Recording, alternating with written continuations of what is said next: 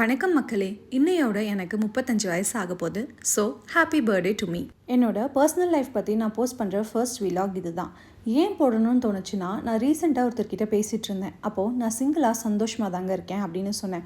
டக்குன்னு என்னை பார்த்து நீங்கள் டிப்ரெஷனில் இருக்கீங்கன்னு சொல்லிட்டாங்க.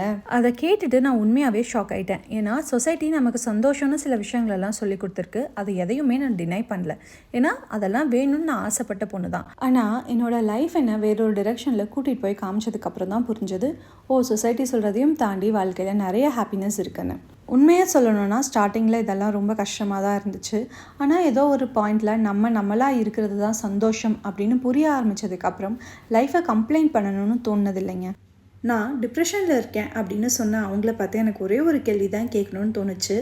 என்னென்னா, ஹாப்பினஸோட டெஃபினேஷன் மனுஷங்களுக்கு ஏற்ற மாதிரி மாறிக்கிட்டே தான் இருக்கும்.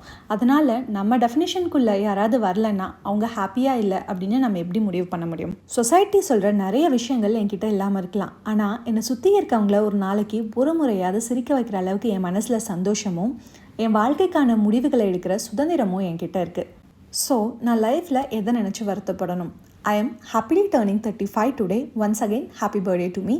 Thanks for watching my video. Bye bye.